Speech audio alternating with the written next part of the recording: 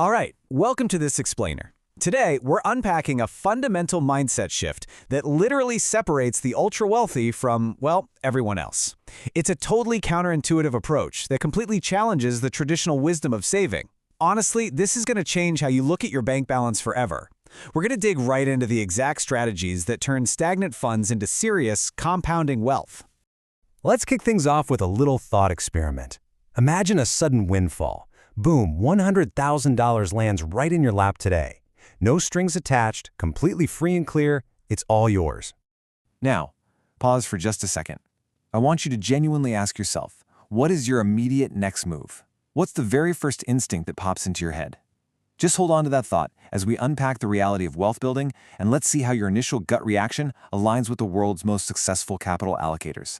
If you're like most people, your first instinct is probably security, right? You'd likely lock that cash away in a bank account and just breathe a massive sigh of relief. But here's the genuinely surprising truth. The wealthy view large piles of sitting cash as a liability, not a security blanket. They know that capital sitting still is capital that's slowly dying. Which brings us to the invisible cost of saving. Say you do park that $100,000 in a bank vault. A year passes, the balance is mathematically exactly the same, and it feels perfectly secure. But you know how it goes. The world around it hasn't stood still. The cost of your baseline everyday expenses, we're talking food, housing, gas, those have steadily marched upward. Your balance is flat, but the market? The market has completely left you behind. And that is the harsh reality here. Your money literally buys less than it did before. That so-called safe money actually commands less value in the real world than it did 12 months ago. It's actively shrinking. The wealthy understand this math perfectly, which is exactly why their goal isn't passive hoarding. So let's look at the saver versus the investor. Because the wealthy are hyper-aware of this eroding purchasing power, they fundamentally change the question. They don't sit around asking, how can I save more money?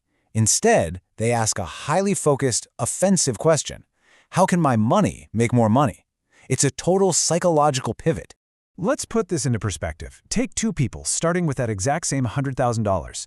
The saver follows conventional wisdom, burying it all in the bank to avoid any perceived danger. But the investor, they take a radically different route. They take a portion of that money and allocate it into productive vehicles like businesses, stocks, or real estate. Fast forward a few years, and the divergence between these two is absolutely staggering. The saver? Sure, they protected their money, but only from physical theft, not from inflation. The investor, on the other hand, harnessed the immense power of compound growth. They actively gave their capital the environment it needed to actually multiply. Now we get to the power of assets. Just to be clear, the ultra-wealthy don't boycott banks entirely. There's no way you can do that. They still use them, but strictly as a liquidity buffer. They keep cash for paying bills, having an emergency fund, and covering daily expenses. But they totally recognize that a checking account is just a brief pit stop for cash, not the final destination. Instead of hoarding currency, their primary obsession is acquiring assets. We're talking about things that can increase in value or generate real income, like businesses, investments, and real estate. These are the economic engines designed to appreciate and actually outpace that systemic decay of inflation. And this is really about making your money work. Think about these two totally different philosophies.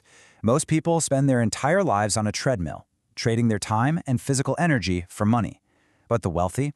They flip the script completely. They make their money work for them. They treat every single dollar they earn like a little employee, giving it a specific job to generate returns 24/7.